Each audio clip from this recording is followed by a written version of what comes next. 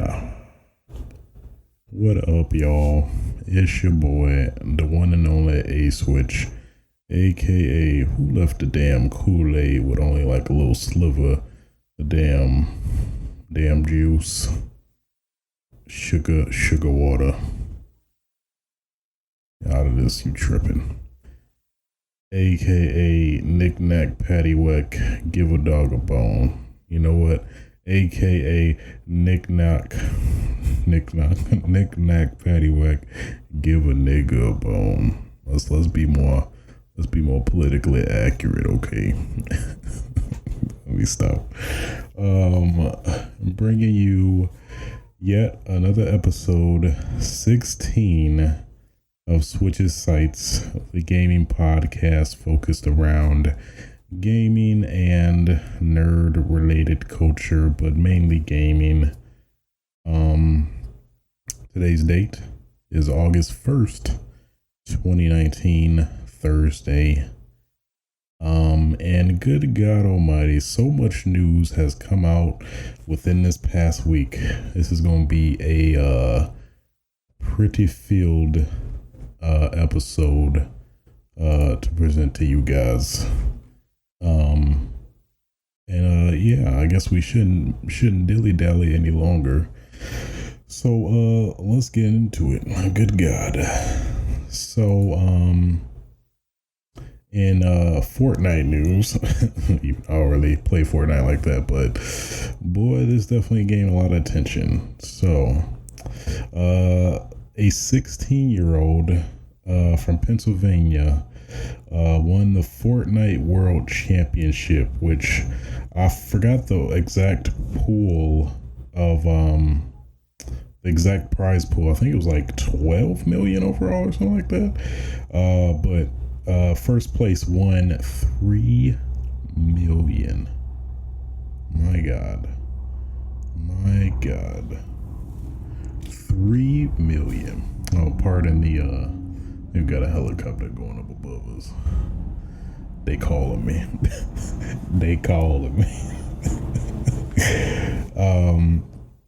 So yeah. Interesting. So yeah, 3 million for playing Fortnite. 3 million for playing a video game. That's kind of crazy when you think about it. Like, let's say like back in 2004, stuff like this wasn't even fathomable, you know what I mean, to earn these accolades, you know what I mean. Why am I sounding, I'm sorry y'all, I'm sounding real echoey. But do I sound better now? I do. Maybe I had to adjust the mic.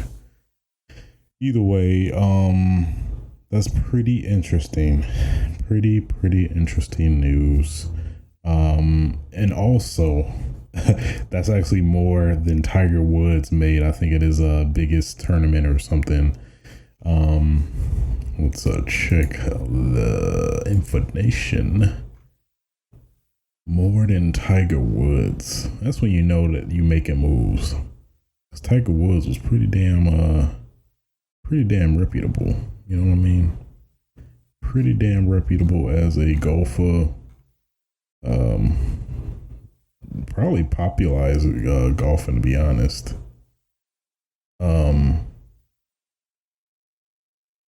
30 million. Jesus. So in total, the World Cup was 30 million in prizes. So that's crazy. Yeah, so the payout is more than Tiger Woods made for winning his, the 2019 Masters tournament.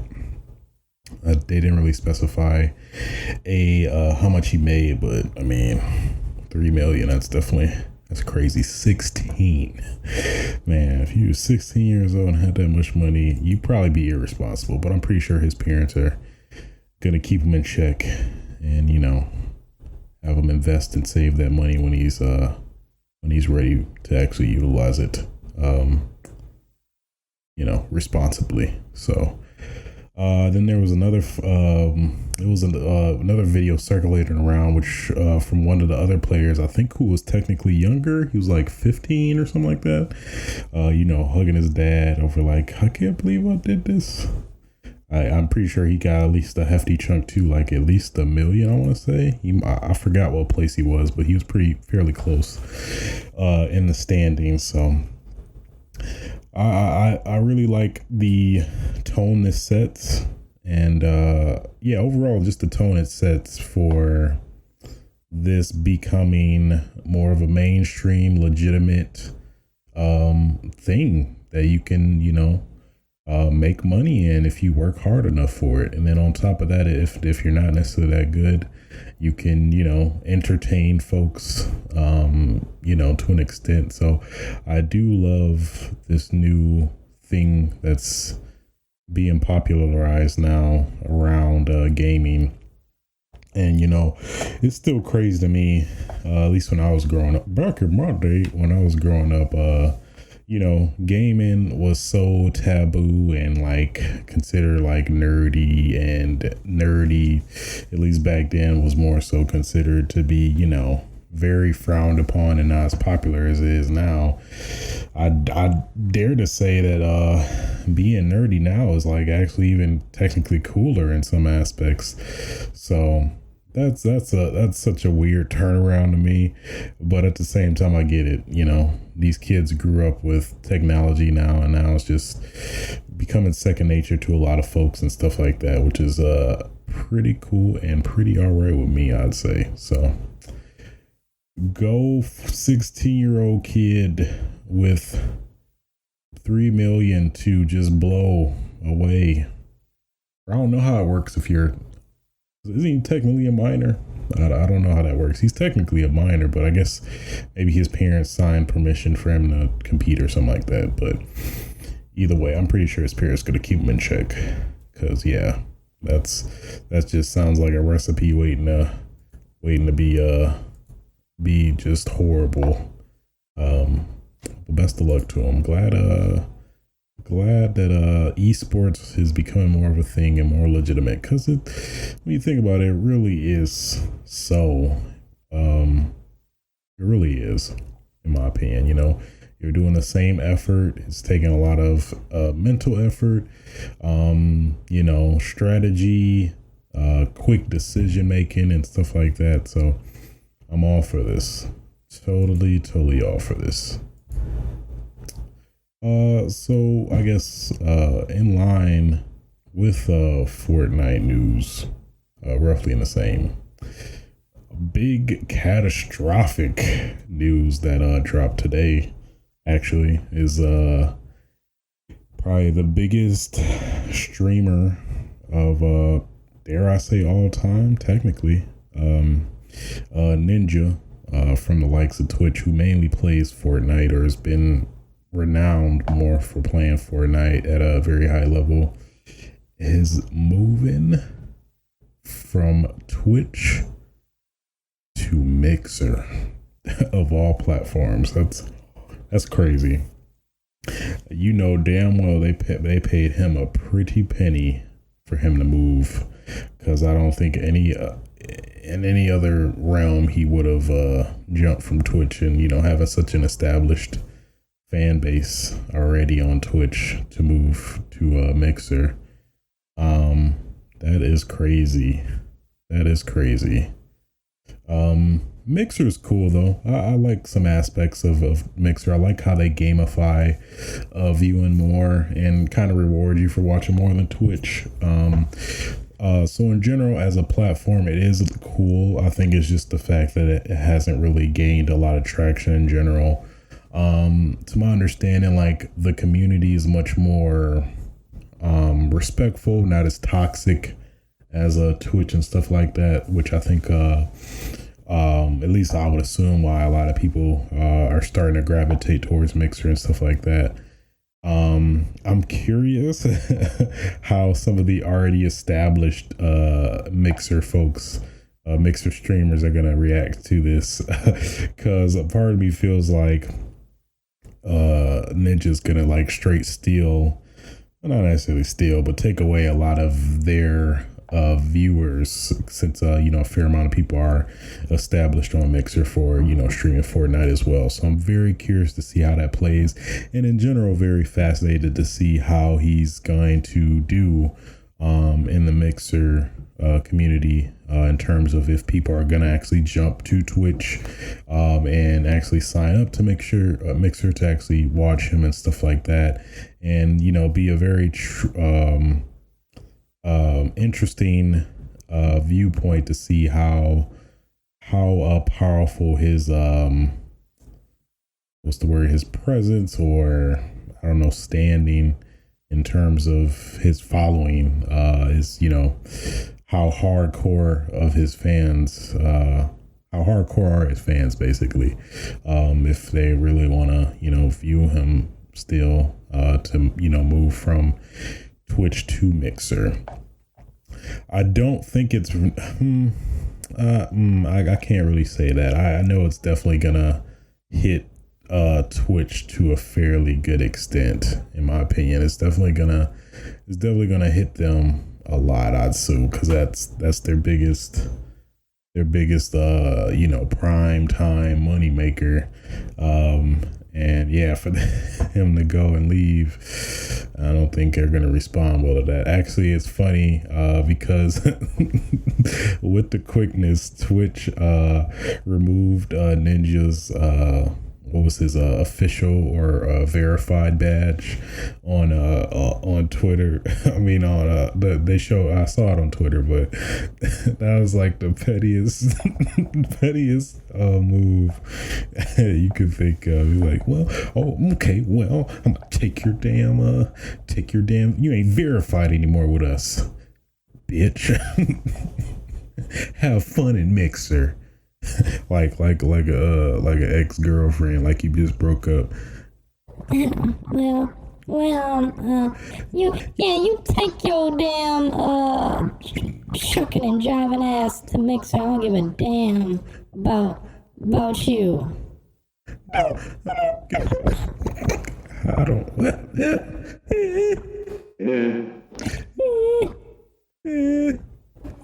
Yeah, that's my voice. Okay. Yeah. So, you ninja, you stupid son of a.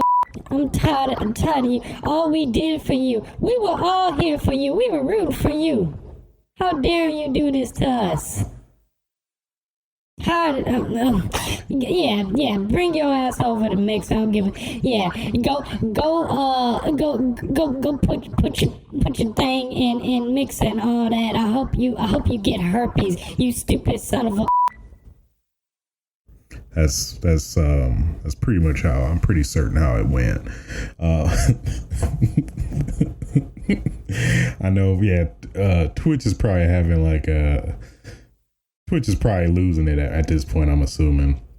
I'm very curious to see how that went down, to be honest. I'm pretty sure they had a very close deliberation of some sort, or and even partner streamers, how the contracts work.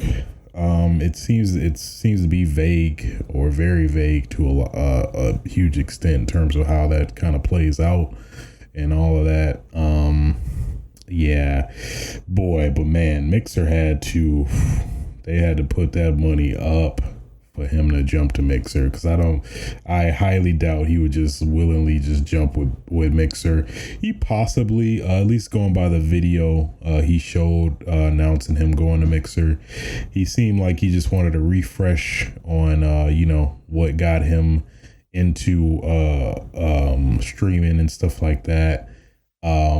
But I'm curious. I don't think he just willingly hey, yeah, guys, I just want to join you. I'm pretty sure there was a little bit of convincing from Mixer, hey, Ninja, hey, just checking up on you. If you ever want to join the crew, want to join the homies, we gonna welcome you in very welcoming arms. I mean, we can give you some prostitutes. We can give you some coke if you want it. I mean, anything you want, we gonna give you, Ninja. Boy, man, we gonna. I'll do whatever you want right now. I don't care. Hey, Ninja, we got you. We got you, bro. just some black representative of Mixer came to Ninja's house like, hey bro, hey, come on, man, come with us, man. We gonna take care of you. We can give you like 50 Xboxes if you want it. Xbox One X's. Hey, you know what? You could play the next Xbox before anybody else. I mean, come on now, man. We Microsoft. We got that money. We can give you all these. We can give you 20 PCs if you want. I mean, please, please, Ninja. All that on top of $1 billion. Come on, man. Yeah, so I don't know. I'm pretty sure there's some convincing on Mixer's side for sure. I don't think he just would have willingly just jumped over there. But when you think about it, I did forget that Ninja was a pretty big fan of Halo before he actually started getting more notarized for Fortnite and stuff like that. So maybe that kind of factored in, like, you know, maybe getting that cool aspect or prospect of being included in a lot of Halo stuff when that comes out, or maybe he makes the full jump to Halo Infinite when that drops. Who knows? There's a lot of possibilities for sure, but whoo boy, Mixer is making them epic moves with all this aggressive acquisitioning going on. But I'm all for it. I mean, it's cool. It is pretty cool. I mean, Mixer seems to be pretty cool from what I witnessed. Or at least from a viewer standpoint, I could see a lot of potential in general of the application or software. I don't know what you really call it, but you know what I mean. So I'm very curious to see how all this is going to play out. If this is really going to bring a lot of Twitch people to Mixer. How big is Ninja's following to convince folks to jump over from Twitch to Mixer? Because that's when you think about it, that's accent for a lot for somebody, a fan who just is watching Ninja every day on a platform he's used to in terms of the whole interface and all that. And then for them, like, well, if you want to keep watching me, you're gonna have to make that jump to Mixer. And then I'm pretty certain there's gonna be a reasonable amount of people that's like, no, I love Twitch. This is stupid. All right, bye Ninja, or something like that. But it's hard to say, man. It's hard to say. I don't know. I feel like it's definitely going to be a huge boost for Mixer. I mean, and then when you think about it in terms of the power of his influence, I mean, he definitely was a big proponent for Apex Legends, notoriety, if you will, because if it wasn't for him and maybe a few other select streamers that pretty certain EA paid to play the game, it wouldn't have gotten a fair establishment beaten over Fortnite at the time, even though Fortnite came back up a little bit after, like 2 weeks after or something like that. But yeah, man, fascinating news here. Very curious to see how this all is gonna play. I mean, I already got a Mixer account. I already made one already. So I mean, if it gets popular and then Twitch goes the way of the dodo, I mean, hey, we got a backup plan. You know what I'm saying? If I actually get back to streaming consistently. But I digress. So all in all, pretty fascinating, I'd say. And I guess piggybacking on that, with that announcement, Ninja is also writing a book that will teach you to become an quote unquote unstoppable gamer. So this was a article on PCGamer.com where he's actually co-writing. He's co-writing a graphic novel that will showcase his unmatched wits and skill. Interesting. So he seems to go through all aspects of the equipment that he feels has helped him get to where he is. There's like monitor, mouse, headset, and mechanical keyboard. Interesting. So it's set to actually come out this month. Ninja Get Good promises to reveal hard-working tips for gamers seeking to emulate the man at the top, including using the best equipment, practicing with purpose, developing a streaming strategy, and pulling together the right team. Interesting. Well, I mean, of all people, he definitely is the best. He definitely has the credibility for sure. So I mean, yeah. It makes sense. He has all the success. Why not capitalize off it? So, yeah, he's probably gonna sell them books for sure. But I don't know. It's just something just is very, what's the word?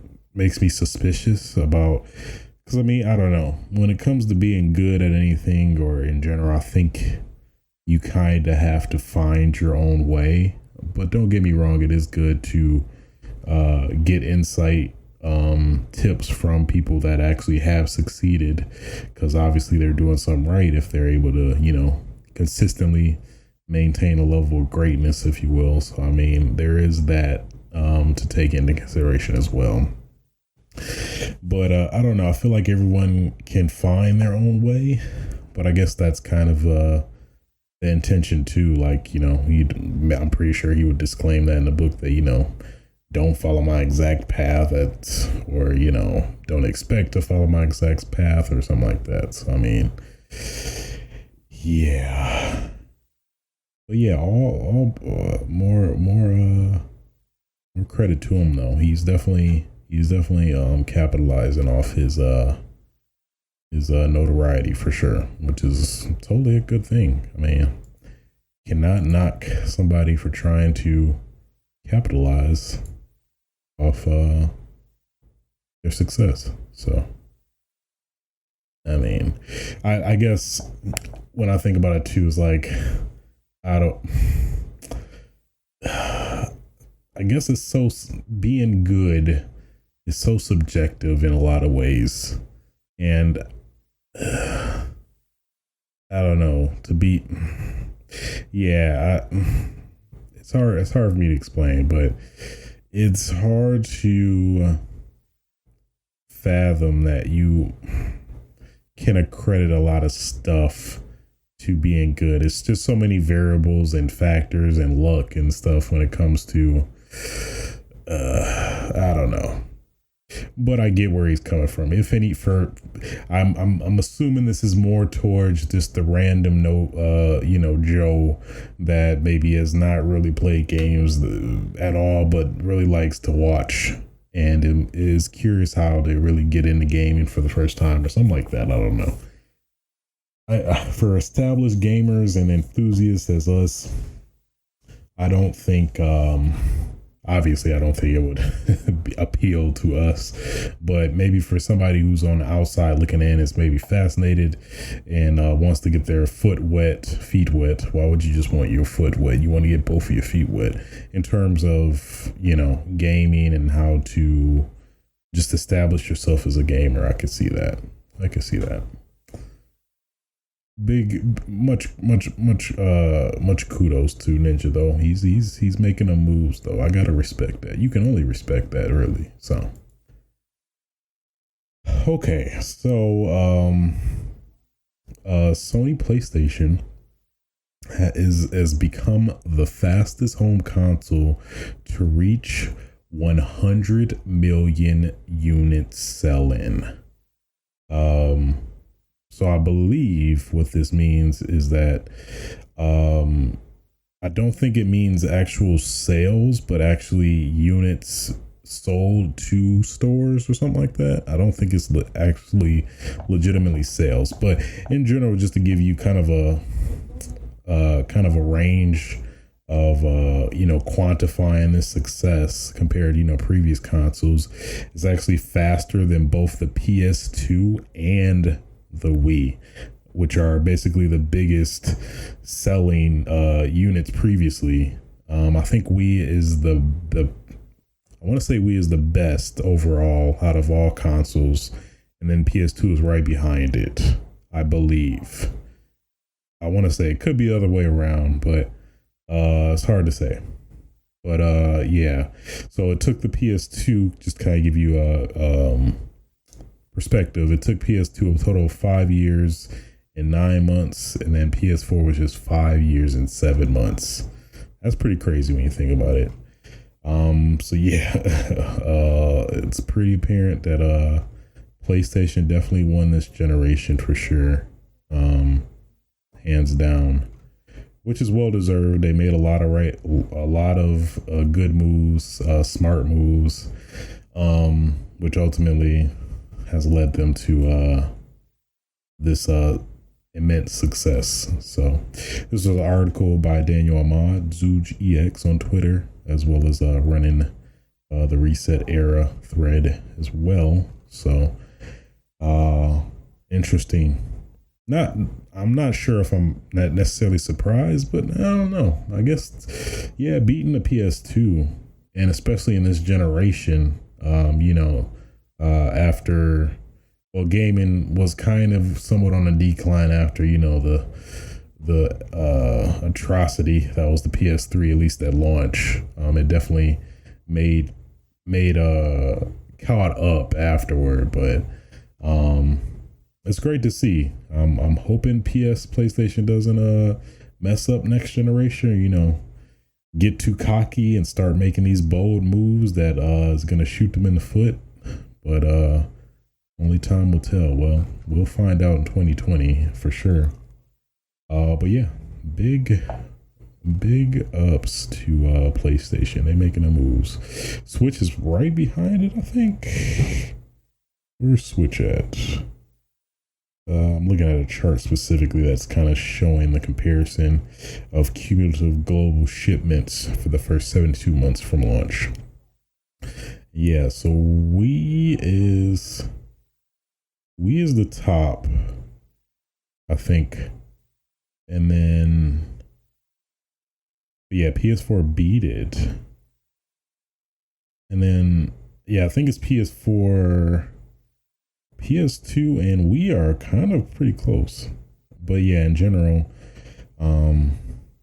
that's crazy. Xbox is completely omitted. They of course showed the 360, but no, they didn't. They keeping them Xbox One details tight.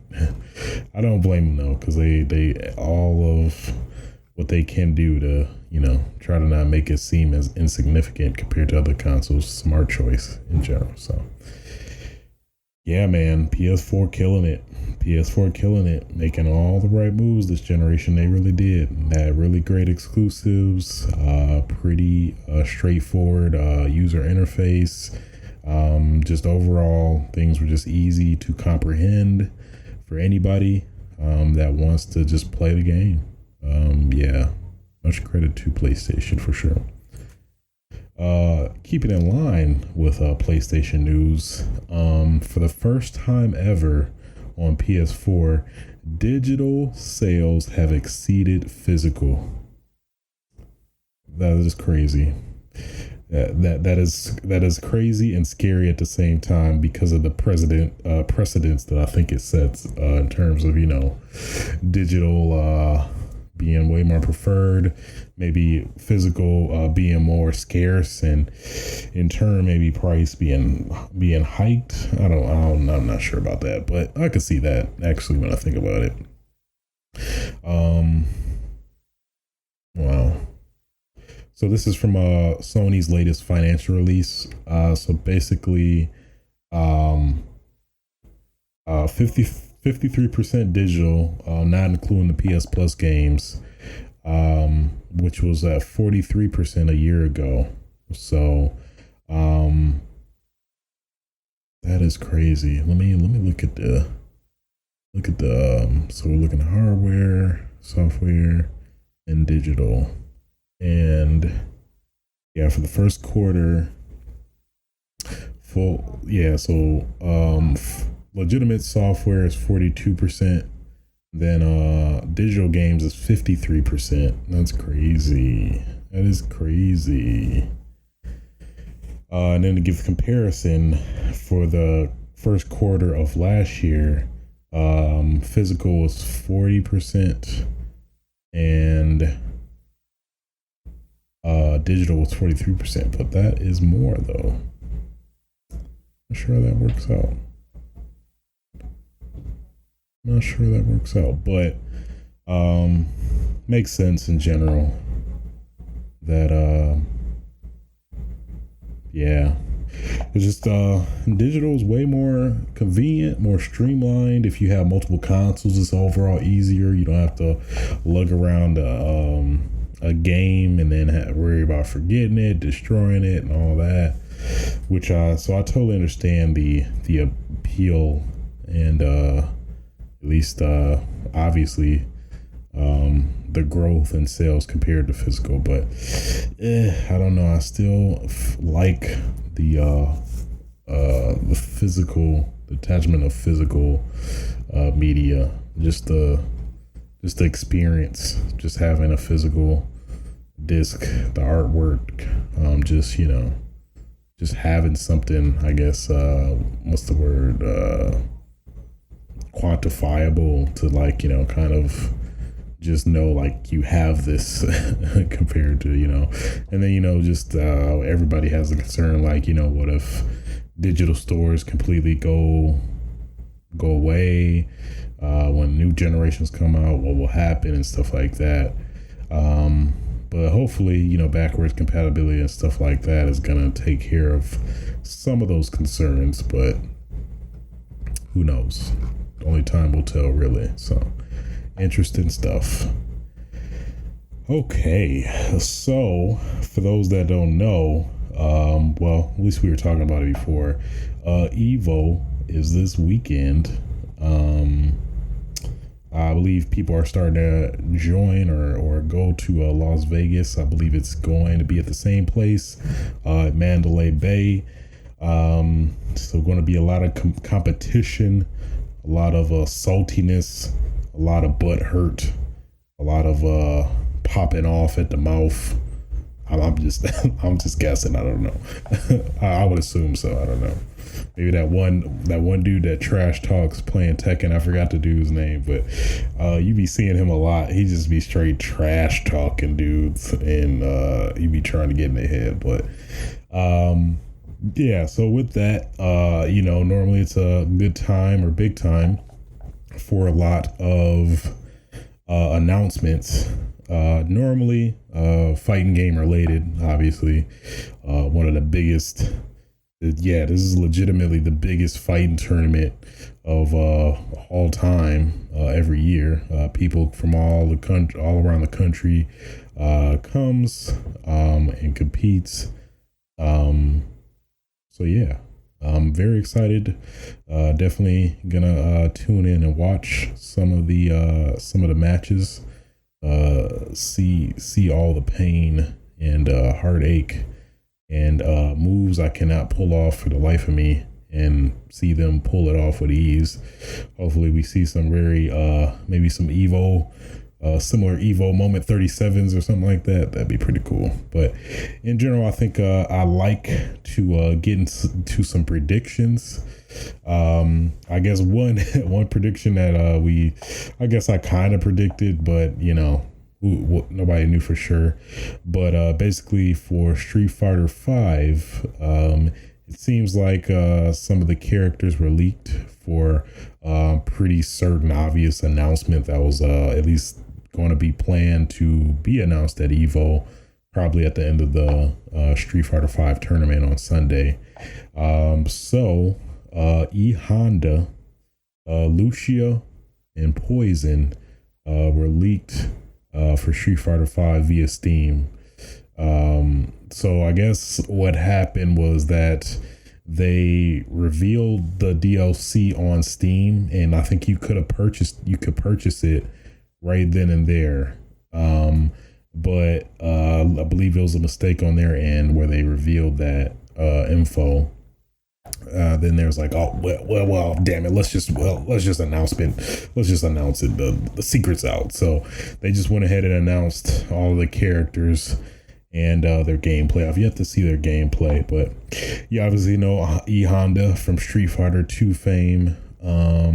Lucia, she's from Final Fight 3. That was like exclusively for Super Nintendo.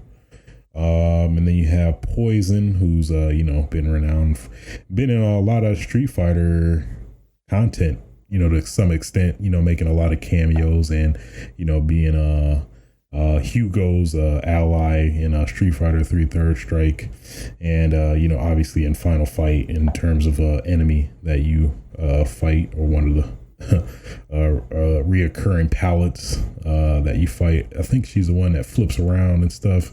And then there's that whole weird gender confusion and stuff. So it seems like, at least in the previous, my memory might be incorrect, but at least in terms of like trivia lore, if you will, that she was made to be gender neutral in some cases, but at least from what I'm seeing, she looks to be pretty much feminine. And don't mean to say anything, but she looking kind of kind of nice. I'm just putting that out there.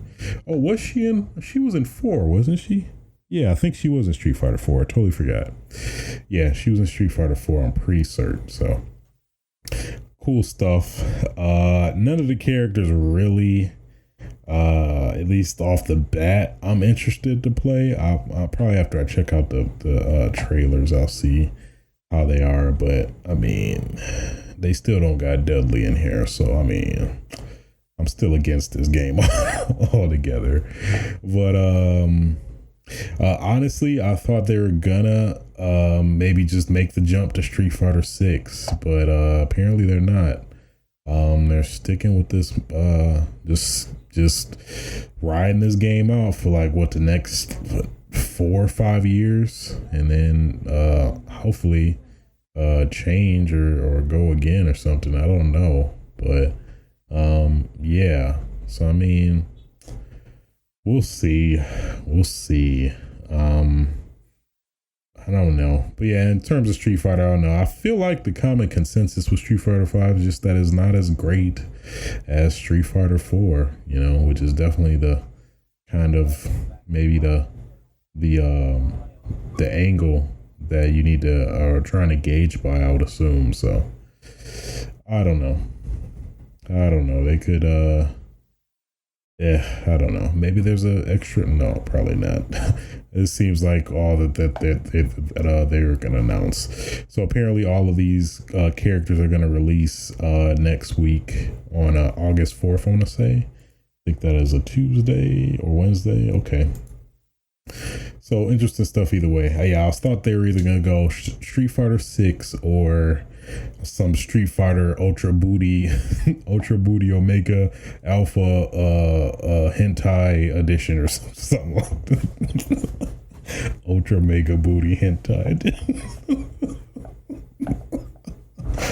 I'm sorry. I'm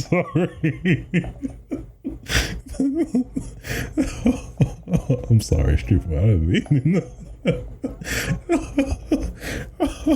oh God. I'm just imagining some ignorant ass dude just blatantly hating on Street Fighter. Oh, look at this. All right. Oh, okay. Get ready, guys. Street Fighter Alpha, Omega, Booty, Omega, Ultra hentai edition. Here we go, guys. Some dude just nudging a dude on their left. Don't even know the guy. Oh, that's so stupid.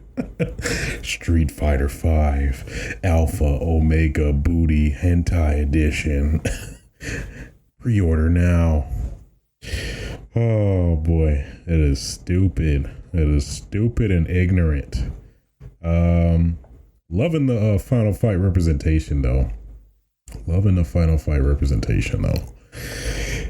Kind of messed up. We're not getting any Final Fight action in general though. I'm just saying, Capcom, come on now. I mean, my man's Haley, just made a whole damn movie, fan film, but Not even going to acknowledge that. Okay, all right. Okay, Capcom. All right, you better have something up your sleeve or something. Come on. You know what? One game that they it still annoys me that they have not or are not trying to make is like a Street Fighter beat 'em up. That would make so much sense. I mean, have the Final Fight characters, Street Fighter, and then you can have as many characters you want, get new characters added, and then you just beating up people, co-op, shoot, Capcom, come on now. That is, man, you could do that. You could even add as a mode. You can even add as a mode like Tekken Force and Tekken 3 or something. Come on, Cap, please do this at some point. Jesus. Maybe Street Fighter 6. I don't know. All in all, interesting stuff either way. Kind of messed up. Well, I mean, it was Capcom's fault. They leaked it. It's not like some Uber hacker got the information and data mined and leaked it or something like that. It was Capcom themselves. I think they sent out a tweet like, oops, man, you know what, we messed up, so all right, here you go, here are the characters, yeah, and just wipe their hands with it. So it is what it is. We'll see. I'll have to check out the trailers later, see how they land and go from there. But okay, going back on to my EVO 2019 predictions. I think we're definitely going to get a new Smash character announcement. I mean, if any time EVO would be the perfect place, I'm pretty certain we're gonna get another character announcement at EVO. I feel like it. I feel it, at least, it would only make sense, especially since Smash is going to be on the prime time slot or whatever on Sunday. So, I mean, it would only make sense. My character predictions is going to be either Axel Stone from Street Fighter or the Battletoads. That is my bold prediction, one or the other. I mean, do I need to back it up? Okay, so we got Street Fighter 4 about to come out with these godlike soundtracks of like the freaking the amalgamation all-stars of video game music making a damn game. So I mean, already on paper is going to be one of the best games ever, but obviously to capitalize and promote the game, as well as having some Sega characters already in the game, I mean, I feel like it's a given to put Axel Stone in it. Give him the classic. He gonna have all the classic moves. He's from a beat 'em up, so clearly all of his moves are gonna translate pretty damn well. Give him the grandpa, and then that's just give him his whole Streets of Rage 2 move set. Probably just put in his character models for Street Fighter 4. I mean, Streets of Rage 4. He can run. He can probably do his little classic kick. Do the body. Oh my God, he's got to have the grab to do the body slam. He can throw people into other people. Oh my God, Jesus, that's great. Come on, Nintendo. Come on, make it happen, please. That would be great. That would make my day, to be honest. So yeah, on the other end, Battletoads. So I mean,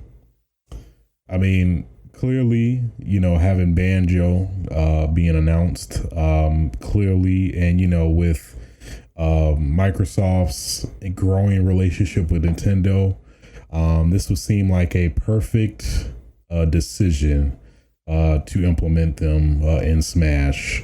I mean, they're classic characters that have been on the Nintendo console before.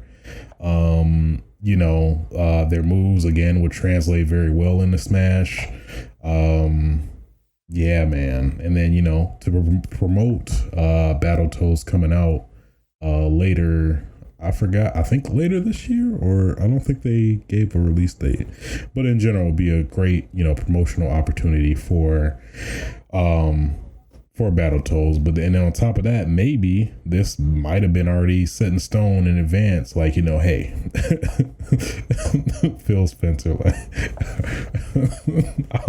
I keep assuming everybody, we've heard you. But either way, so maybe Phil Spencer was talking with Doug Bowser, or maybe Reggie Fils-Aimé at the time, like, hey, all right, you know, or actually no, Sakurai. He's probably talking to Sakurai. He's like, hey, all right, man.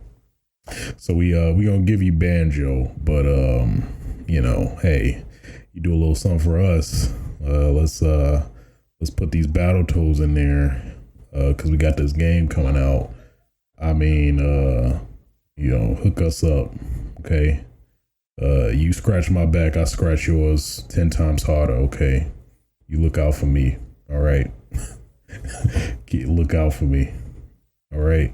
Come on now. Xbox Switch, okay? We brothers. I'm telling you, man, you scratch my back, I scratch yours. Winking and shit. Like, what the hell? So yeah, I mean, that would be pretty cool.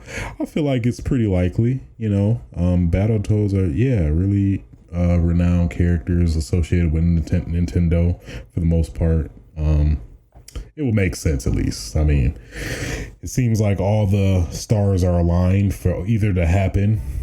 Streets of Rage has technically appeared on a Nintendo console with the Streets of Rage collection, the Genesis collection. They already have Yuzo Koshiro did some of the music for Smash. I don't know. It seems like a perfect. It'd be perfect for me personally. That's personally what I'd want. It will make a lot of sense. I totally would want that. Either or, I could go with. If I had to choose between the two, ideally, personally, because I'm a big fan of Streets of Rage, I like Axel Stone, but I definitely settle for Battletoads if that actually happened to be the reality. So, all in all, great stuff. My next prediction is with Tekken 7. So I speculated a lot with Tekken specifically, but I'm gonna keep saying it though. I'm just gonna make another prediction again. I probably made it before, but hell, I'm gonna make it again. Damn it! All right, I want it to happen. I gotta announce it. Okay. I swear to God, put Kiryu in Tekken, okay? Make this happen for us, for me, for, you know, all the Yakuza fans, all right? All right, you know, Yakuza is a very, I guess I'd say niche, but, I mean, it's got somewhat of a following, enough to warrant having the character be in Tekken as a guest character. I mean, everything applies so well. I'm just saying, everything applies so well. He is such a great character. He can parry people like, oh my God, Tiger drops all day. Come on now. His moveset, he translates so well. The only concern I could see though is that he's for the most part been exclusive to PlayStation, so maybe they could try to finagle some way to maybe just get an exclusive character for Xbox and then an exclusive character for PlayStation or something like that. I don't know, or maybe some announcement that probably not, but maybe they could still make it work to have Kiryu be on Xbox or something like that. I don't know. Or they could do maybe the Soul Calibur thing, have a exclusive character for each platform. That I could see that too. That might be a good median to like kind of appease all platforms. But you know who I want to play though the most, obviously. But please, Harada-san. I'm not gonna bug you on Twitter though. But I mean, I ain't gonna be like toxic like some of the people. But Harada, I would want it so much. Please, Harada, if you ever listen to this podcast, I love you. I love you though. I'm just gonna put that out there. But man, you make my life. You make my life if you put Kiryu in this. I swear I will play Tekken every damn day if you put Kiryu in there. I don't care. I don't care, Harada. Please, Harada-san. Please. What else? Okay, another prediction I had was I think it's time to drop a new trailer for Tekken Cross Street Fighter. Clearly they mentioned that the game is in the works. I think they said at one time it's like 30% done or something like that. I think it's time to start hyping folks up for it to release at some point. But at the same time, I could see that maybe they don't want to potentially hinder Tekken 7, even though it's technically a crossover game. I don't know. I would like to see it though. That would be I could see it though. I mean, it's been like 6 years. I think around 2012, after Street Fighter Cross Tekken released, and there was Tekken Cross Street Fighter, which was how long ago? That was like 7 years. 7 years, and they haven't done anything. I highly don't believe that at all. So I think there's gonna be some way, or obviously they said they're making progress, so I think that's gonna be the next project, at least after Tekken 7, that's gonna happen. So I mean, EVO will be a great place, if not this year, maybe next year, I don't know. But it'll be cool overall. Pretty bold prediction, but hey, I mean, I'm all about that dreaming, baby. I'm all about dreaming. I want them dreams, okay? I want to dream. Let me dream. Let me have this. Next prediction. I'm not sure if this has been debunked technically, but I'm gonna still put it out there anyway. Marvel vs. Capcom 4. I think a lot of people were, there was some rumors that were speculating at some point that there was a lot of characters plans and things like that. Then it was a whole thing about the game being a Marvel vs. Capcom Infinite being changed into Marvel vs. Capcom 4 or something like that. Like using your existing game and turn it into Marvel vs. Capcom 4. I don't think so. They probably maybe use the same assets, but maybe modify it heavily to, be more like a traditional Marvel vs. Capcom game. But I don't know. That's hard to say. But I think it could happen. It could happen. Capcom needs another fighter at this point, I think, to hype up folks and get them excited and playing another Capcom fighting game. Either that, I could also see Capcom All-Stars, where it's just strictly all Capcom characters duking it out. That would actually be pretty cool. I'd like that as well. Because, Capcom has such an immense repertoire of characters to pull from and utilize, and then, not having the restriction of keeping the Marvel characters into consideration and then just going all out on Capcom characters. I think that'd be pretty cool. That'd be pretty cool. I totally would like to see that if they did it. I think they technically, no, I think it was a crossover still with X-Men. I'm not sure if Capcom had one of those already. No, I don't think so. I think it was still with X-Men, or technically Marvel vs. Capcom, at least in its infancy, if you will. But nonetheless, I think those are all of my predictions I have. Maybe for Mortal Kombat, we might see Spawn gameplay or something like that. I could see that possibly happening. But yeah, I think that's pretty reasonable in terms of my predictions. For the most part, I think they're pretty realistic.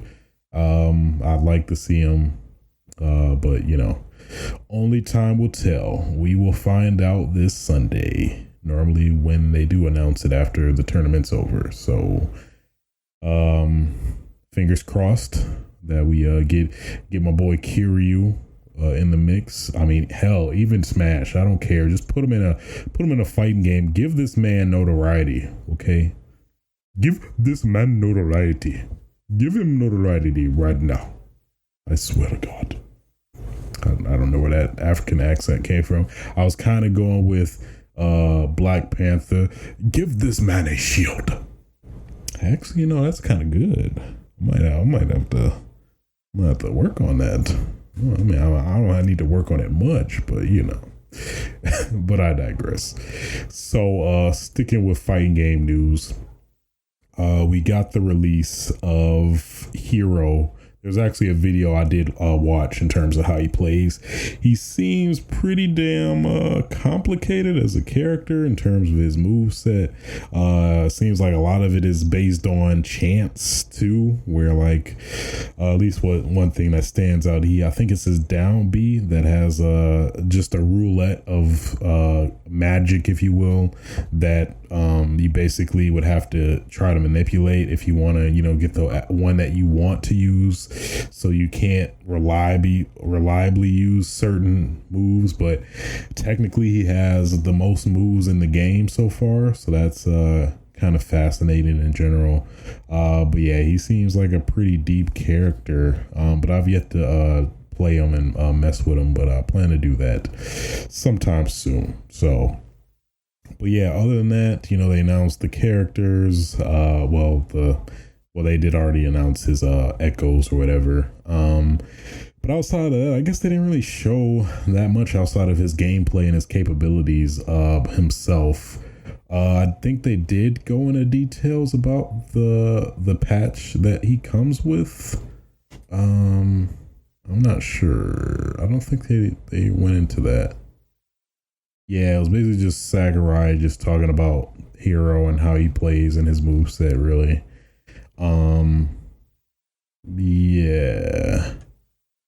Yeah, I believe so. But I think there was a lot of news with the 4.0 update. I don't think he mentioned that. I think he did in the direct. I totally forgot. Let's look it up. Smash 4.0 update patch notes. 4.0000000.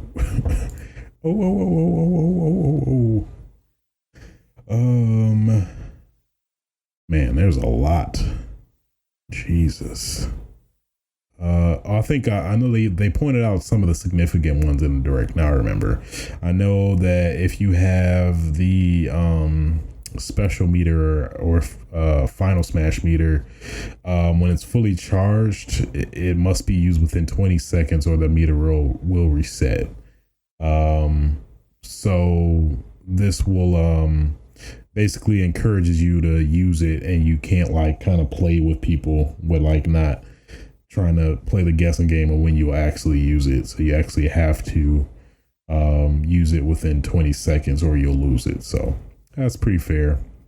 It does kind of help speed things up, and overall makes it much more efficient of an experience, and just stops people from turtling and then using it or whatnot. So yeah, a lot of adjustments to existing characters.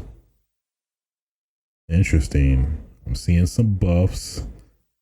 I'm seeing some nerfs, as any fighting game has. But man, they're making a lot of changes. Let me check my man Little Mac though.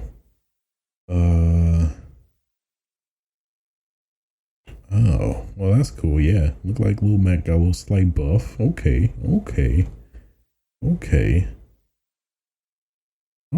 right. But yeah, I'm not gonna go over these minor details or minor changes to characters, since there's way too many. But yeah, feel free to check those out. They added very easy difficulty to adventure mode. So for those insanely hard challenges, which I can attest to, those boys were difficult. You can finally tone down the difficulty to actually get through those if you don't care about I don't think there's no restriction on, beating it on the highest level or something like that. So that's fine. I think they added some snapshot changes, or you can actually take more elaborate snapshots or something like that. Yeah, that's what I believe. What else? Everything else looks fine. I think they added online tournaments, so that's cool. I thought they already had them, but I think they're more fleshed out now, I want to say, or something like that. If anything, they made some significant change. I think they pointed out in the direct as well. I think they made spectating more fun, where like you can get rewards for betting on people. You can so basically salty bet kind of, except without all the just random characters and stuff. Yeah, so you can basically play salty bet now in Smash. That's cool. I think they added functionality for playing back videos and stuff like that. Outside of that, that's pretty much it. I'm still pissed that they don't got my damn lottery theme that I can play on the menu every damn time I play. I'm still a little mad about that. Come on, Smash. Just let me loop the lottery theme from Super Smash Bros. Melee in the main menu to my heart's content until I pass out. Please don't play with me. It's in the game, but why? I guess what irritates me is that it's in Smash 4 where you can play it as your menu music, but of course in this game they don't. One little just nitpicky thing that they just why won't you do that? Let me play lottery for my menu music. Why? Come on now, love that theme. Don't do this, Sakurai, please. Sakurai, come on. Love you. Come on, man. Come on. But yeah, cool stuff either way. So, interesting Smash news. Keep it in line with Nintendo. The 3DS YouTube app is going to be discontinued September 3rd. I don't know what I said. December 3rd. Interesting stuff. So this was an announcement from Nintendo of Japan specifically. But I guess they just said it. We're just going to end it. I guess the same goes for the Wii, I presume. I want to say the Wii as well.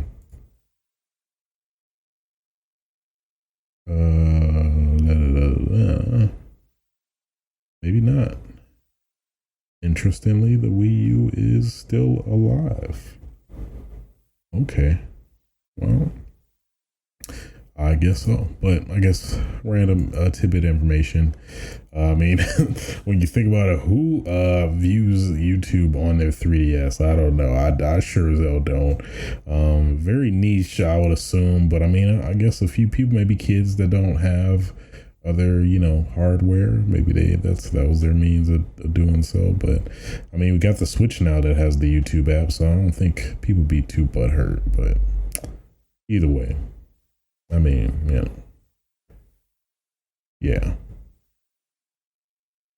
Yeah, they said it was announced in Japan, but I think people will receive Street Pass or Spot Pass notifications about it as well. So, RIP 3DS YouTube app. Never really messed with you, but be sad to see you go. So, sorry, RIP. RIP YouTube for 3DS. In line with sad closure news. Also, okay, so you want to hear the good news or you want to hear the bad news or the bad news? So Amazon Prime Video on the Wii U will no longer be supported as of September 26th. 2019. But they'll offer you a $25 credit towards a Fire TV, though. It's pretty smart move from Amazon. So I guess people just don't want to fork the money for a Switch or, another console. I could see the possible outrage, but they did give you a reasonable amount of money towards a Fire TV, which I think is $50. I want to say 50, but I think you get a pretty cheap one for maybe lesser than that. I think I'm thinking of the Fire Stick 4K. I think a standard Fire TV stick might $25 might cover all of it. So I wonder if you can join. It ends November 1st. So you could technically want just a pretty cheap Fire Stick, join Prime Video via Wii U, then leave and then get yourself a Fire Stick or something like that. I don't know. But again, it's who uses man. I mean, obviously this is why this happened, because nobody really uses the Apple Wii U, I would assume. I don't know, maybe it's some hardcore dude that's still using a Wii U for everything when there's all these better consoles out. I don't know. I'm just throwing stuff out there, but either way, RIP Amazon Prime, RIP for you. So we in some nitty gritty stuff right now. I'm just say that right now. So Call of Duty. Actually I forgot that gameplay trailer came out. I'm gonna have to check that out. Still gotta check that out. But kill streaks are coming back to Call of Duty Modern Warfare. So they did reveal some of them. So there's the Juggernaut, which is for those that may not be familiar, is this big hefty suit that I'm assuming you get a lot of durability, and you normally get a minigun or a machine gun, a light machine gun with it. I'm assuming that's how it's gonna go. And then next they have an infantry assault vehicle, and then probably the most controversial is a White Phosphorus. So for those that don't know, White Phosphorus is basically this horrible material, like a chemical material. I assume that I'm not sure if I want to Google it, but basically if you play, I don't want to spoil Spec Ops The Line, but it was some involvement of it in Spec Ops The Line, which I did play, and man, that shit is that's pretty catastrophic when you think about it. But basically it's a chemical banned for use against civilians, but not soldiers. Interesting. Yeah, so basically it's been a pretty controversial kill streak because of, it's kind of history in terms of harming folks. In terms, some certain countries that are mistakenly hit with it and things like that. So I could totally understand the controversy in it. At the same time, if we're thinking strictly from a game standpoint, it is cool. But I understand why folks are a little upset or, kind of divisive about it overall. But I don't know, man. It's you could say the same about bombs and let's say MOABs and Modern Warfare 3. There's been bombings that's been happening and stuff like that. So I think in overall it depends on the context in terms of how this is utilized. I can see the angle of this being glorified in a video game, and young unaware kids, wanting to get this kill streak and stuff like that or whatever, but not knowing the history of the kill streak itself. But I don't know, it's hard to really I guess side, because I could see both sides basically, because it's it is a pretty cool aspect of Call of Duty. I don't think Call of Duty has ever really used a chemical weapon as a kill streak overall. So I am kind of interested to see how it plays out. But at the same time, I do understand the sensitivity of some folks that may have had a bad experience with this product, or families that has maybe been on the other end of the product, or chemical and stuff like that. So I mean, I can definitely see both sides, but I'm pretty on the fence. I would like to see how it plays out. Maybe it's not as like, I don't know. I'd have to see how it plays. Maybe it's not as like glorified, or, I don't know. It's hard to say, but I mean, yeah. So I mean, I could see the same angle with, any of the other things that's been done. And I mean, obviously this isn't the first time Call of Duty has been controversial with the, obviously no Russian mission in Modern Warfare 2 and stuff like that. So I don't know. I think this is probably just going to be in a limelight for a little bit and then just go away, because obviously this is not going to stop Call of Duty for selling that crazy amounts of units, which, if anything, this is probably only going to help it propel even more because of the controversy. Because, my initial reaction is like, oh man, I'm curious to see how it plays actually. So, not even thinking about, the effect that it's had on people, which at the same time, I'm not trying to take any credit away from that, but it is fascinating to see. I kind of want to see how it plays, even though I kind of saw how it,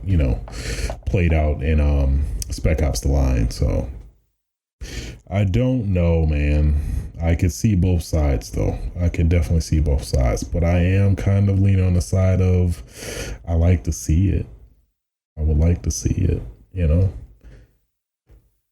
But yeah, cover the battlefield with white smoke flare canisters that will disorient the enemy and burn any that wander too close. Yeah,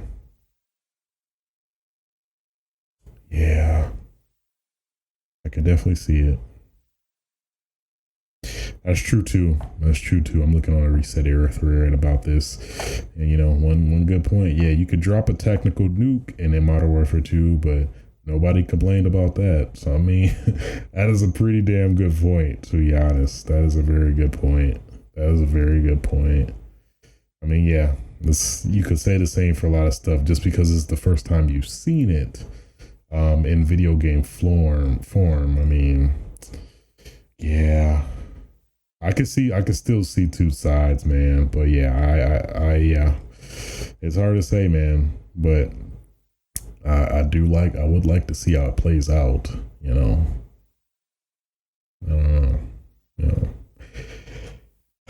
Interesting stuff though, man. I forgot the multiplayer trailer released today.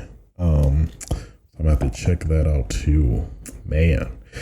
From what I at least saw initially from the 2v2 mode, definitely excited for Call of Duty.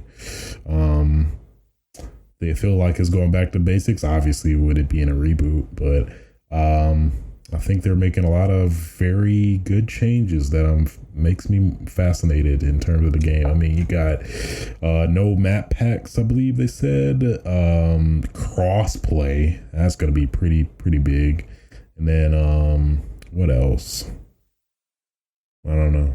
Oh, I think they revealed some details about this sweet gun mode or gun customization that's going to be pretty deep. Like you can like deck out your gun fully to the point where it seems like it's going to be very overwhelming, where I'm just going to, I'm going to make this change because I don't feel like devoting all this time and trying to make all these damn adjustments and changes, something like that. I think it was a rumor that it was going to combine. This is before I see the multiplayer trailer, mind you, that they were going to combine your gun attachments with your pick 10 system or something like that. So I believe it's like pick 5, but that's only your perks, and then you can have another allotment of gun adjustments or something like that. I forgot, but interested to see how it plays out either way. So Next in news, Halo Master Chief Collection development update. So for those that don't know, Reach is on its way still. I think they're currently flighting or testing with a couple select users for the Xbox. Well, no, for the PC, because they're running into issues with the Xbox in terms of memory allotments. At least that's what they're describing in the their update. So I believe flighting has still been on hold for Xbox, but I think some people were able to get into the PC version. And good God, I'm seeing this screenshot of Reach in ultra wide 21 by 9 resolution, and Jesus, looking delicious, looking buttery and delicious. I just want to eat it. I want to eat this damn screen right now. I don't care. I want to lick it all. I want to lick every damn inch of the screen. You hear me? Lick every goddamn inch. Or no, my bad, 32 by 9. Jesus. All that width. All that width. Goodness. I'm gushing right now. I'm sorry. But, oh man, I enjoyed Reach a lot. And man, for it to come back in the 60 frames per second, if not higher, especially on PC, Jesus. I'm curious. I don't think they announced the release date for the Steam version of Master Chief Collection, because best believe I'm definitely going to be picking that up as well. Love me some damn Halo. Goodness. So great. But yeah, thought that was somewhat worth mentioning. So they're still testing it out, but at least they gave us an update in terms of the progress we're at. So hopefully they figure out the Xbox One memory issues in terms of getting that up and running. But definitely at least they're doing it the right time this time, and, you know, making sure it's good to go and fully tested before, you know, rolling it out to everybody. So nothing but credit for that. Next, good God, baby. We talking about the Monster Hunter. We're talking about that Monster Hunter, okay? That Monster Hunter. So there's been some apparent leaks or rumors / leaks. So I guess there was a cookie leak. That doesn't make sense. So there was an image of some Japanese cookies that surfaced, which showed the monster icons, and apparently it showed that all the cookies insinuated that all of the flagship monsters are actually going to be in Iceborne. So pretty much all of the flagship monsters from the history of pretty much most of Monster Hunter will be coming back. So including the Gore Magala, which I'm definitely excited for. Seregios, is Rajang in here, I think? I'm not sure if I see him, but like the legendary dragons, like Koala Deor, I want to say. Then there's Zenogra. Love that damn monster. He's so cool. I think I see Cephalos. Got Kieran, bitch ass. Well, no, Kieran was already in Monster Hunter World. But yeah, I saw all of that. I mean, that's pretty cool. Definitely excited for Gore Magala to come back. Seregios, he was pretty cool. Who else? It's hard to make out some of these with the cookie and the lighting, but yeah, they do all look like the flagship monsters from the previous Monster Hunter. So I'm pretty interested. So at least to go into more detail about that. So technically that will bring all the total number of monsters being added to Monster Hunter Iceborne, you know, including the ones that we saw in like the trailers. So you got Bonbaro, you got Beotodus. Who the hell is Beotodus? Velkhana, Nargacuga, Tigrix, Barryoff. Excited for that one. Glavinus, Acidic Glavinus, Fulgor Ajanov, Ebony Odageron, Toby Kadachi, subspecies Apollo Malu, I keep wanting to say Troy Polamalu with that. Polamalu subseries, Pookie subseries, subspecies, Shrieking Legiana, Brachydios. And then if the flagship rumor is true, we'll get Valstrax. Oh yeah, he was pretty cool. Lagarius. I think Lagarius.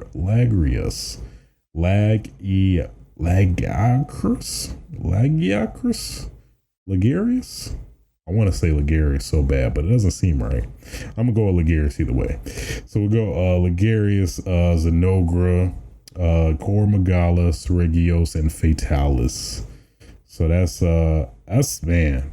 Those are actually all the monsters I actually would want to see in World. So I'd be totally satisfied with that if that's actually true in terms of the flagship monsters. But at least how they making it seem, this is definitely going to be like a pretty big, substantial expansion to Monster Hunter. Like I think they originally said that this was planned to be the sequel. But it was like, it was so ambitious. It was like, or I forgot what they said specifically, but, or maybe I'm wrong on that, but man, loving all the changes that, they're going to do and, make for this. This is looking to be a pretty substantial update, to Monster Hunter. So maybe all these big changes are valid, and they are gonna still announce some of these closer to the release, which is pretty soon, to be honest. I mean, we're in August and it's coming out in September, so I mean, shoot, we might get like an announcement each week or something. I'm just saying. Oh, and they leaked. Interesting. So there was this the 15th anniversary screenshot of pictures that has a high quality render of all the Monster Hunter, the flagship monsters, which basically shows pretty much all the rumored ones. Yeah, you see Seregios, you see Brachydios, you see Lagarius, Gormagala, I think Fatalis, and who is that in the back? That might, oh yeah, that's Valstrax. That is totally Valstrax. Yeah, I'm very curious to see how these characters look up to date now. Because a lot of these were in Generation, so it's gonna be cool to see how they've been implemented into. Yep, that's Zenogre too. Yeah, it's gonna be very cool to see how they're upgraded and look in Iceborne with all the great graphical fidelity and Ultra HD. Oh man, PC is gonna be so great. PC is man, Jesus, it's gonna look so good, so damn good. Yeah, so cool stuff, man. I'd totally be satisfied. This could be a competitor, man. This could be a competitor for Game of the Year for sure, man. It's looking up to shaping up to be so. All these great changes, quality of life improvements, even more than Monster Hunter World is man. It's gonna be great. It's gonna be great. And I know they said that they're gonna have these monsters act different than like what from like Monster Hunter Generations, probably at least the closest reference. So that's going to be pretty cool too, to see how different they act, how they, start beating up each other and stuff. Hey, you on my turf, bitch. Oh, no, you on my turf, son. No, okay, we're going to have to brawl right now. Then they start chewing each other's necks. And, oh, man, it's going to be great. It's going to be great. In line with the Monster Hunter news, they did reveal the release date for the PC version, which thankfully is at least not as ideally close as we all probably will want, but is fairly close in range. So the PC version of Monster Hunter World Iceborne is going to release in January 2020, while obviously PS4 Xbox One version is going to come out September 6th. So that's like what, September, October, November, December, January. man, we kind of put it in perspective. That's still like 5 months between. That's kind of sad, man. That's kind of sad. Hopefully, maybe they would be a really great band-aid to that is if they let you import your character to the PC version. That would be a godsend personally, because I'd totally be fine with this if they let you transfer your character over to the PC version or something like that, or work something out that rewards people who want to play the PC version. But obviously with the huge time gap, most people aren't going to wait that long. If they're really excited and want to play Monster Hunter World Iceborne, they're probably going to get one of the console versions anyway. So I mean, I wish they were able to make it work, or hopefully at some point. Well, I guess now it won't really be a thing, but it just feels like PC has always been separate from PS4 and Xbox One in terms of events and stuff like that, and it just confuses things overall, which I hope they make some improvement or change to kind of make that work more somehow. Would be the hope, at least I would like to see, but who knows? Either way, it is what it is. We'll love some of that glorious PC gameplay, but I don't know. Let me take my PC Master Race hat off. I'm still gonna get it though. I'm still get it though. I ain't going. Who am I kidding?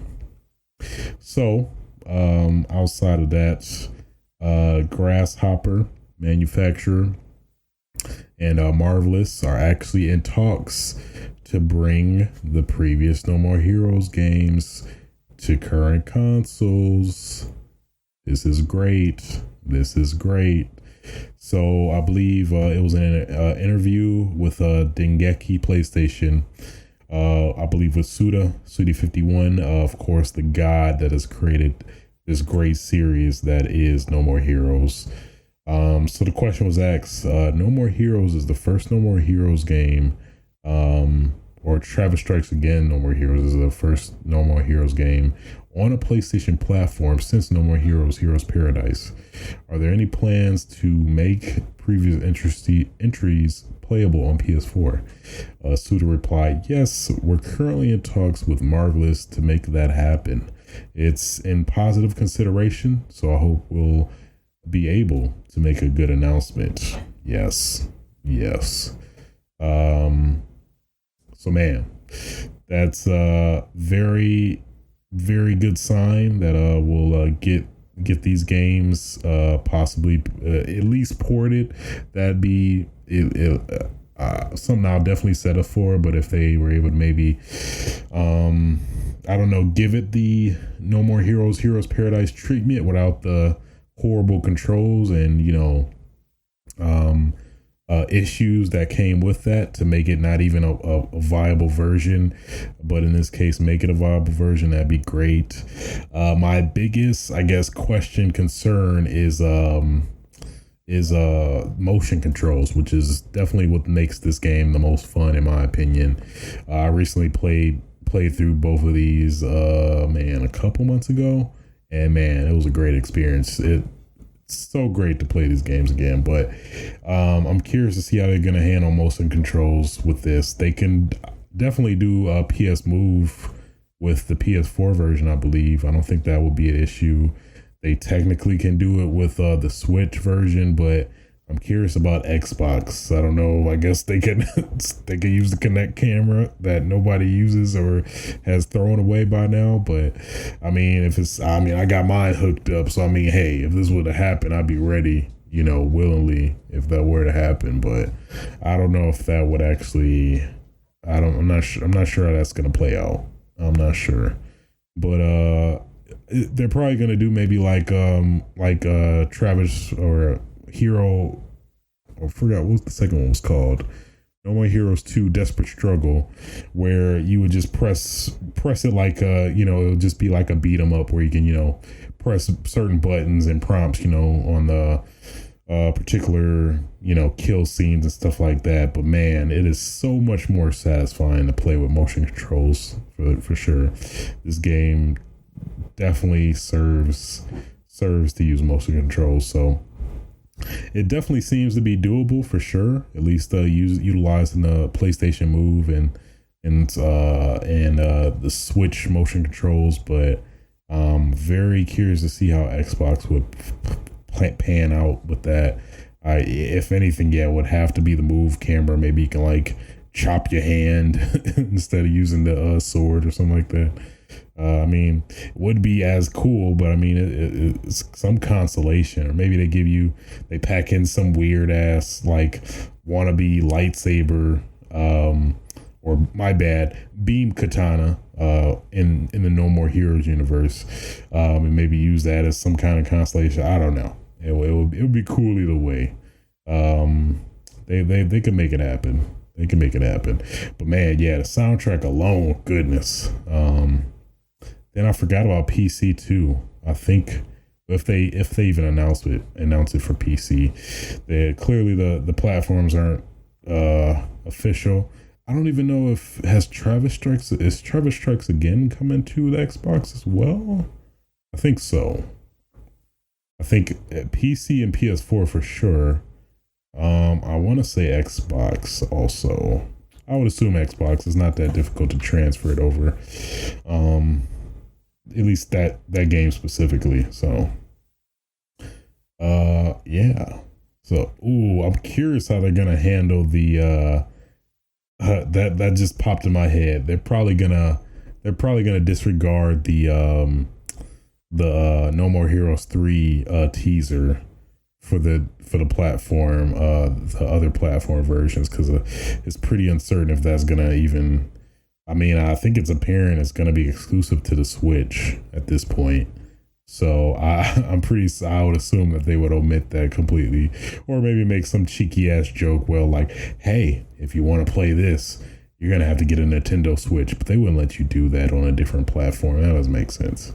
I'm very curious to see how that's going to play out. I'm pretty fascinated to see what's going to happen with that. But either way, good news altogether, because those games definitely deserve to be ported, and if ported and or remastered for current platforms anyway. So all in all, good news. Interesting tidbit that I forgot, I think last week, is that Discord now has server folders. So you can get all your communities super organized now by making straight up folders for all your communities, which is gonna be pretty damn awesome in my opinion. Because I know myself, I have a lot of damn communities I'm with in Discord, and it's getting to the point where it's I'm getting pretty inundated with all these different groups that I can chat with and communicate and all that. So at least now it's going to make it way more manageable, easier, and you can also color code the folders that you make and create. And man, I love me some damn organizations. And Jesus, a folder can hold up to 100 servers. That's pretty awesome.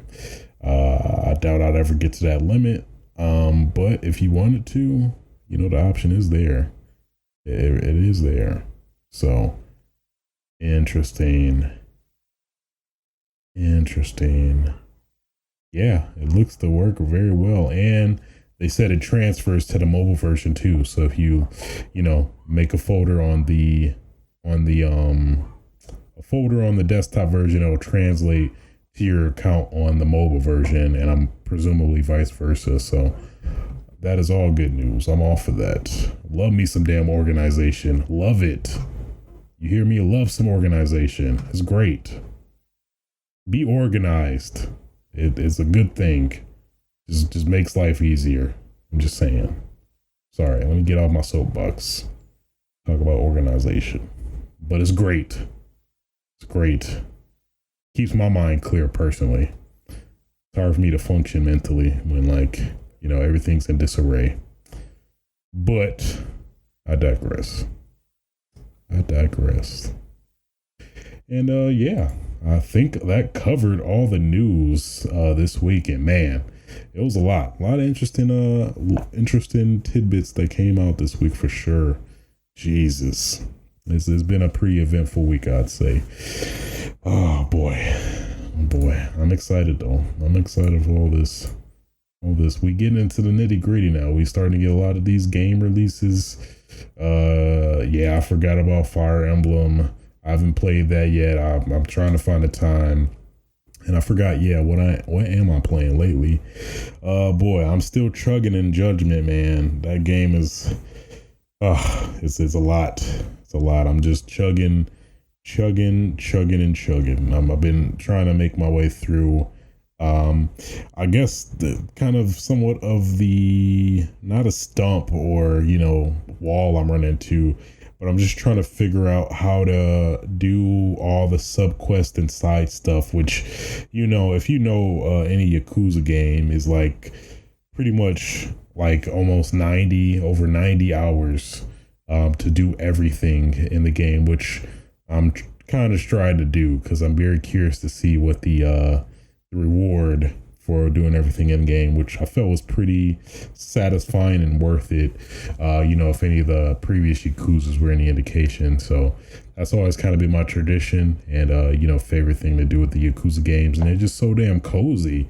You just love Kamurocho. You just want to keep exploring and doing stuff. And I'm just finding out these new combos that I didn't even know playing like majority of the damn game. This sweet ass technique with Yagami's Tiger style, that if you hit, you press square and then you hold it and then you release it at the right time, you do some insane damage. It's almost at least competing with the Tiger drop, which is great in of itself. And good God, all right, man, this game. I'm just exploring it and starting to fall back in love with it. I didn't necessarily fall out of love. I was just in this weird space where I'm like, oh, this is so different. I'm not sure how to feel yet, but my feelings have been validated. Even though my feelings were validated when I found out that the Tiger drop is in the game. So I mean, that's technically all I need. You could just give me a Tiger drop, not even give me any combos. I ain't gonna say that. I would want some combos, but in general, definitely discovering a lot with the game. Yeah, man, I'm about like 40 hours in and I'm still chugging through.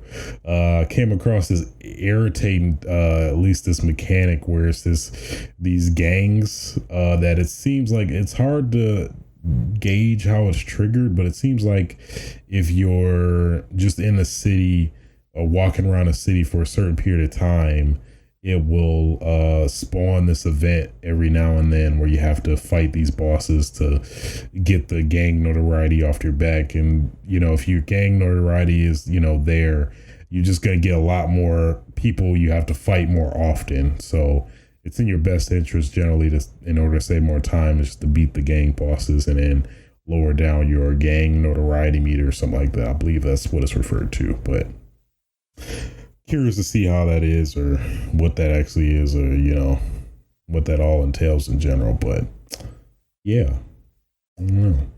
I have been enjoying that. Got back into Overwatch a little bit, you know, with the new 222 roll queue system. Kind of got me fascinated to start getting back into Overwatch. Shoot, I play like all platforms recently too. I was messing with the Xbox version. It was a free weekend. I don't have Overwatch for the Xbox yet, but I do plan to get that because, man, I'm digging the controls for the Xbox version, to be honest. Maybe slightly more than the PS4, but I could still hold my own with PS4 as well. Then I was playing with the PC. I still feel like I need to got a lot of work to get acclimated with the PC in terms of controls. I don't know. It's just like when you play a control for like how long I've been born, pretty much your whole life, you're just used to it, you know, compared to PC where you can get the controls down, but it just doesn't feel as natural. So just a matter of kind of figuring that out. especially when you have a direct comparison. So like a game like Counter-Strike is not as like, I guess, intimidating because like, I don't know, there was Counter-Strike back in the day, but then now playing it again a little bit. I've been having a great experience so far. So I don't know. I have been I've been starting to put my PC PC Master Race cap back on a little bit. I didn't put it on fully. I only got it crooked. To the side. I got my other hats too, so but yeah, I've been playing a fair amount of that. Still messing with For Honor here and there, trying to get them dailies to get some stuff. I know they have a new character. I think that's out now or about to be out. I might have to test her out, see how she is. What else? Anything significant that I've been playing that I can remember? No, that's pretty much been it, to be honest. Oh yeah, I don't think I gave my impressions overall of the Gears 5 technical test, which ended last episode, or ended this last weekend. Which overall I'm definitely liking a lot of the changes they made. Loving the headshots now. That's pretty cool. So now you actually get rewarded for aiming accurately at somebody's head, which is pretty cool. I do like the arcade mode, which is basically it's basically team deathmatch. It's basically traditional team deathmatch where you can technically get kill streaks. That's probably the best way to explain it, because that's what it felt like. So pretty much each kill you get I forgot what they call it, but basically a point. And then if you get enough points, you can get particular weapons in your loadout, depending on the character you pick. Like I think this one character, which are basically pretty much all the established characters in the series, including the Swarm, but each character has a unique perk or attribute to them. Like some get double the points for doing executions and stuff like that. So that's been pretty cool.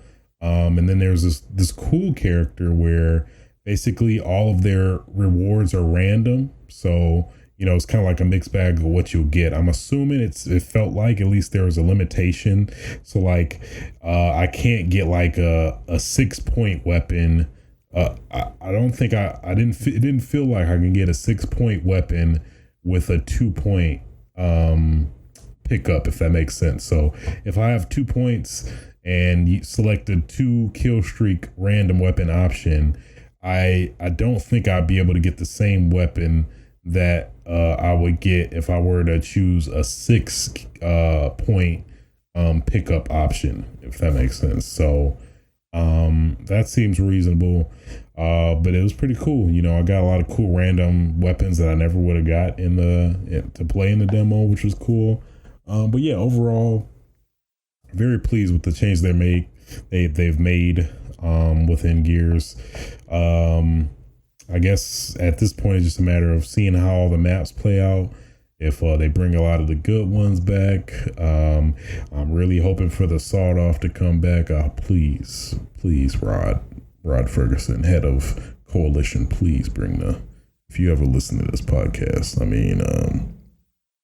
you go ahead and bring that sawed off back, because I love that boy so much. Just do me a favor, okay. You scratch my back, I scratch yours, by playing your game relentlessly and ran to the mountains about it. Okay. So there's obviously some weird technical issues, which is expected. Obviously it's a damn technical test, so I don't think that's really worth mentioning at this point. But I guess whenever I'd get killed by a character, they would just sometimes they just randomly run into a corner infinitely. Even after you spawn, you can just see them still running in the same spot. What else? Oh yeah, whenever you get killed via kill cam, or when you just get killed overall, every character just starts walking forward randomly for some weird reason, which is just weird and off-putting. Kind of frustrating at times, because I feel like I'm getting offended because they like insult me by, you know what, I just killed your ass. I'm gonna just keep walking though. But nonetheless, yeah. So, it's okay. It's all right. I was just a little perturbed by it, you know. Not really riled up, but you know, I was kind of riled up. But either way, outside of that, they did have the survival mode, or not survival, King of the Hill and Escalation. I don't know. I'm not sure how I feel about Escalation. It just didn't, I don't know, it just didn't call to me. It felt too long. I think that was my one issue with it too, is just matches just felt too drawn out. And then especially like if you're getting creamed by the other team, it just felt like it goes on too long. So I think maybe a better median would be to maybe have a quicker version of Escalation where it's not as many rounds to win. So basically for a standard Escalation match, you need to win 7 rounds to win the match. So you can see how that's gonna, you know, span out. Like if, you know, you win one, the other team wins one, and if it happens to go back and forth or whatever. But at least in terms of as long as I've been playing, it felt like they were what's the word? They were majority of the time pretty one-sided. It wasn't really a directly competitive experience where, you know, we were exclusively exchanging round wins back and forth or anything like that, at least in terms of maybe my bracket or whatever, and maybe just the matchmaking isn't fully fleshed out as they are planning to be or whatever it is. But yeah, it just didn't feel that, I don't know, it didn't feel that robust. But I mean, I never necessarily really liked Escalation in 4 either, so I mean, I'm not sure if I was expecting anything different. I guess I kind of was, but you know, it's basically the same plot or same methodology where, you know, for those that don't know of the Escalation game mode type, is that pretty much, you know, 2 teams spawn, you know, like I said, 1st to 7 wins, but I guess the spin with it is that each round or after each round, you get to spawn any weapon of your choosing for the most part. I think there's some limitations here and there, but in general, the general gist is that you get the option to spawn. Each person on each team gets to spawn a weapon, generally anywhere in the map that they want to. And then it's basically that whole, I guess, method of guessing each character's move, what they're gonna do next, and you know, things like that. Kind of what all of that entails, basically. And you know, the guessing game, and then you can also counter people. So like, you know, if some dude is really owning and getting a boom shot and killing our team with it, I could go ahead and disable that pickup for the next 3 rounds and stuff like that, which is, at least at the surface, pretty interesting. But I don't know, after playing it, I don't know, it just didn't feel as fulfilling. It just felt lifeless and drawn out. If that's the best way to explain it. Also, you're capturing points too. So another, I guess, aspect of it is if you capture all 3 points, if one team captured all 3 points at once, a timer will go down where you have 10 seconds to claim one of them, or otherwise you'll be dominated, which you'll, you know, win the whole round that way. But yeah, I don't know. Overall, it just felt too long of a game mode and not necessarily that fun. Personally, I don't know. Maybe if I had a team that I was like communicating with and, you know, really seriously competing with, maybe I'd enjoy it more, I guess. But I don't know, at least at the surface when I played, I wasn't really impressed by that multiplayer mode. So, which is okay. I mean, generally I play Gears for multiplayer for team deathmatch. Maybe some other modes that are, you know, deathmatch oriented. So yeah, it's fine. Yeah, I don't really see myself playing it, but who knows? Maybe just get this Gears of War bug, make me want to play some Escalation or something. I don't know. But yeah, speaking of Escalation, I hope they bring that map back. I want to play Escalation on Escalation. Let me do that, please. Come on, Rod. Come on, Rod. Help me out. Help me. Help me. Oh yeah, one other thing too is executions. I'm very fascinated to see. You can see from the menus and mess with the menus and customization is that they definitely have a lot of executions planned for the future, at least, or they're holding, maybe obviously holding off executions until the full release. But very fascinated to see how that's going to be. So it seems like you can customize your execution. So each weapon, generally does a particular execution. But now it seems like you can change or modify what each weapon's execution does. And I'm guessing you can earn it by maybe doing the tour duty challenge system like they have, or probably buying it outright. I don't know. They definitely said that loot boxes are out. But I guess there's at least a more reliable way to earn stuff and purchase what you want, which I'm definitely excited for. Because at first I was kind of like disappointed. I'm like, none of these executions changed at all. But then after the fact, now I see it looks like that. Yeah, you can obviously change your execution, which I'm assuming in terms of future updates and stuff like that. So that put the game back in my better graces.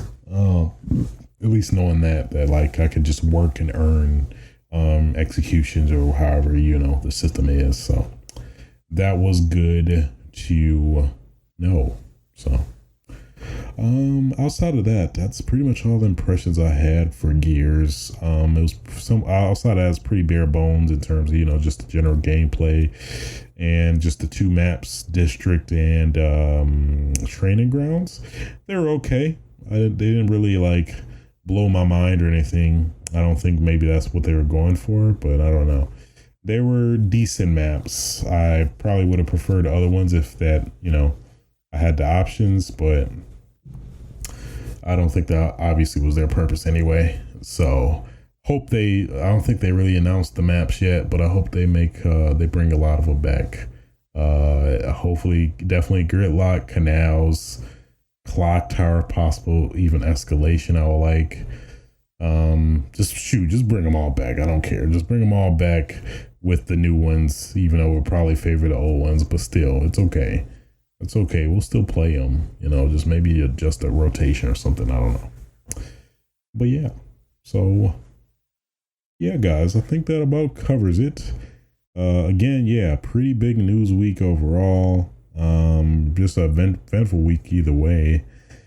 But yeah, I guess let's do some housekeeping. If you guys would like to have some questions of yours answered on the show, feel free to submit any questions to my email, which is aswitchtv@gmail.com. Who knows? I will, if I get enough, I'll start making a question segment within the show and go from there. You can also follow me on I guess I forgot I never pimp out my Twitter, but you can also follow me on Twitter at aswitch. I do post reckless and dumb, ignorant black man stuff. But at the same time, I keep it intelligent black man though, so don't get it twisted. I may have this other, ignorant black man side of me, but I try to keep it even and level with an educated black man, so it kind of evens out, right? Yeah, of course, duh. Yeah. So then you can also, whenever I get the time to, catch me on Twitch TV/aswitch, where I'll stream a game of my choice. Okay, damn, get off my neck. All right, I'm a busy man. I work a full-time job. I'm trying to do all this on the side. Okay, work with me here. All right, I keep ranting about that, but I'm just saying, I'm trying to explain myself and justify that I don't have all the time in the world to do this. Okay, it's 10:44 p.m. I'm getting tired. I gotta wake up early in the morning, go to work. Okay, I'm just saying. All right, let me get off my soapbox. I'm doing too much. You can also check out my YouTube at youtube.com/aswitch. Again, when I have the time, I will start uploading, making videos whenever I find the time to find some good rhythm, if you will. So what else? Oh yeah, if you like to support the show, keep the lights running for the podcast, you can also feel free to donate to my Patreon, which is at patreon.com/HeySwitch. Outside of that, you can also check my website, which I have all of these podcasts posted. Also, if you're on whatever respective platform, whether that be Apple Podcasts, Google Music, or Spotify, feel free to show your support in each respective way for each site, because each site is different in terms of how they support. So you can rate, subscribe. I think all of the above definitely will help this small podcaster out in terms of podcasting. I don't know where I was going with that, but hopefully you picked up what I'm putting down. Don't drop it. Pick it up. Okay. All right. Don't need no butterfingers in here. Okay. This is stupid. Oh, all right. All right, man, I am dumb. Okay. But again, thanks for listening. And until next time, guys. Oh, yeah. All right, I was drawing that out too much. I'm sorry. I'm so sorry.